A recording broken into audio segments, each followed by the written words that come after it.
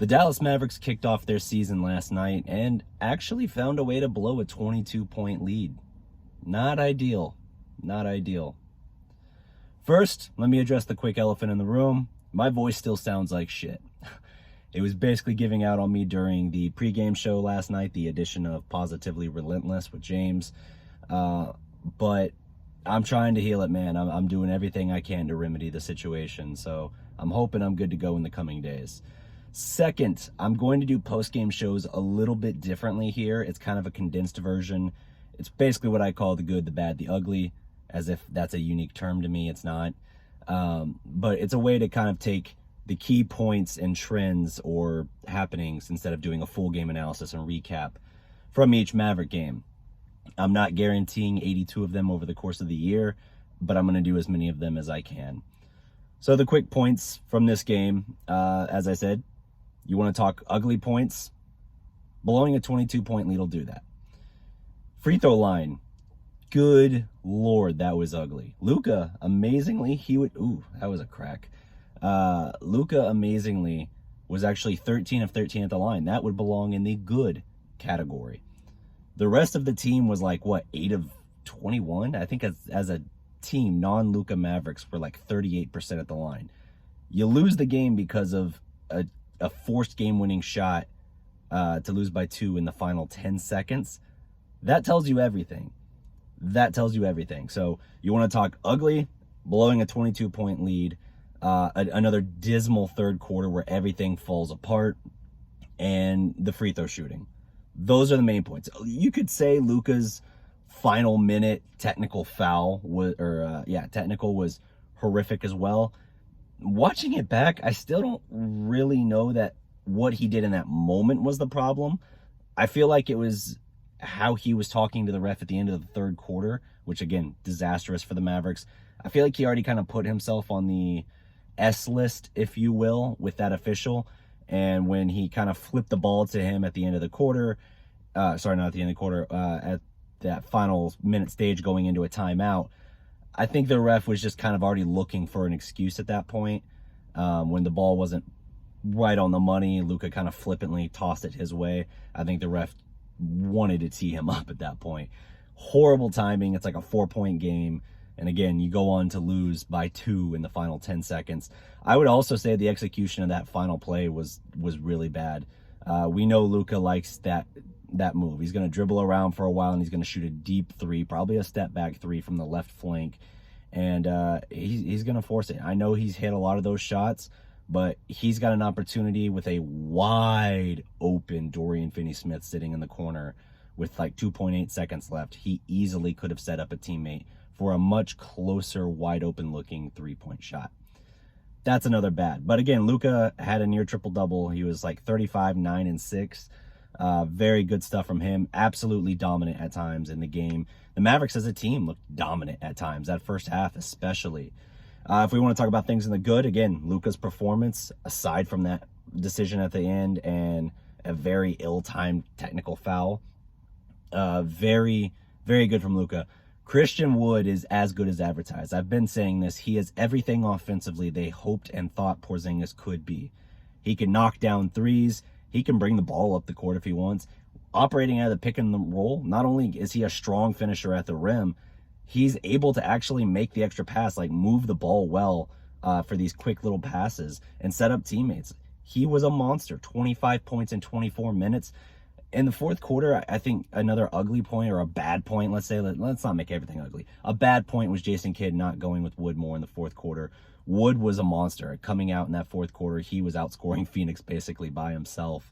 And it was when they kind of took him out of the thing that it kind of went south on them at the end. So it's a frustrating loss because you're like, well, hey, you were up 22 points in the third quarter. How do you blow that? Disastrous execution in that quarter. A lot of missed free throws. Again, everyone but Luka was like 38% at the line. That is horrific.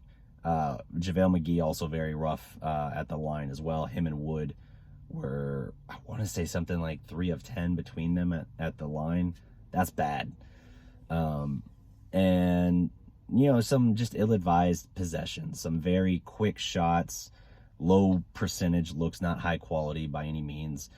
And you just didn't get a lot of scoring out of guys. Like Maxi Kleber had 26 minutes. That's more minutes than Christian Wood. That's not okay at this stage. Phoenix had zero answer for Christian Wood, and Wood kind of is being a consummate pro about it. He's saying, like, look, I understand it's a trust thing. I got to build that trust. I have to develop it. So that's what I'm going to do. And he took ownership for his missed free throws being, part of the costly thing. But it's a frustrating game to lose for sure. So your good points: Luka's performance, everything that you're getting out of Christian Wood, it looks like phenomenal. Looks like he will absolutely be a 6th Man of the Year candidate. I think Dallas needs to be careful. One, they need to benefit more from actually using him in the fourth quarter and going to him. He can absolutely be the number 2 option for this team. And you don't want to play with fire and get into a situation where, hey, Wood's an unrestricted free agent, and while he had a very good year here, you've kind of put tension between him and Kidd, where now he actually is considering going elsewhere. You do not want that. You do not want to lose Jalen and then Christian Wood back-to-back off seasons. That would be devastating. So be careful with that. More minutes for Wood. Trust him more in that situation. The team as a whole needs to shoot free throws better.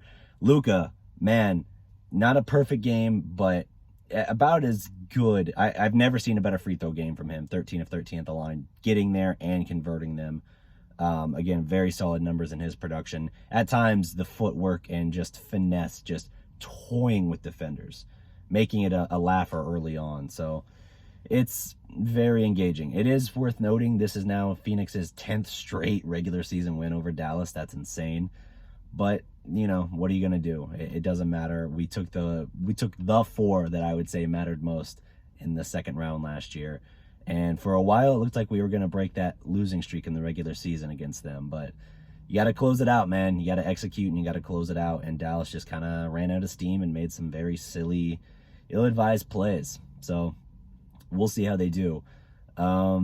Anything else I want to call out?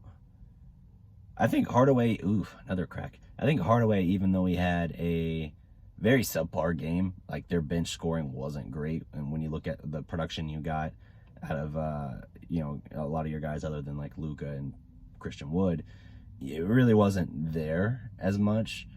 Those guys, like, you could get 3-point shooting out of them, but you couldn't get free throws. But then you also had like key guys on your rotation, like Maxey, like Tim Hardaway, who just were cold. Now, in the second quarter, you actually had a big quarter from Spencer Dinwiddie.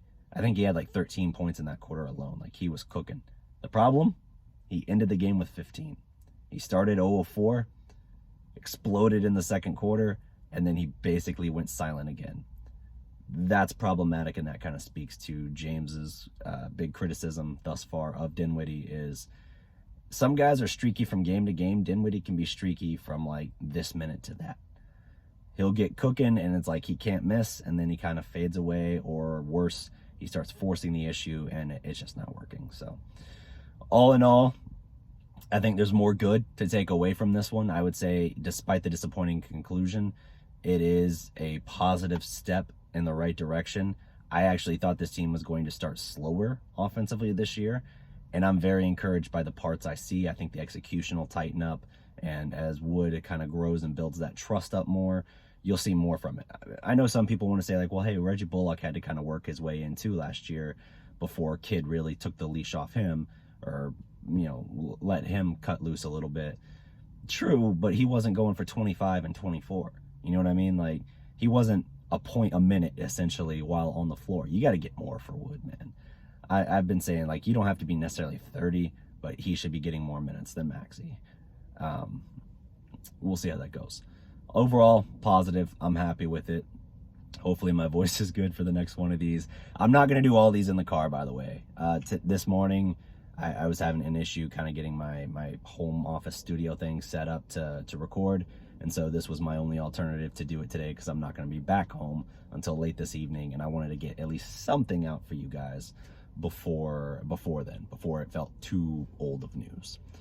So that does it for my time. If you haven't already, like the video, leave a comment below, subscribe to the Dallas Prospect, and until next time, I didn't forget my tagline, but I definitely had a brain fart there. Till next time, guys. Peace. And every legend was once a prospect. Deuces.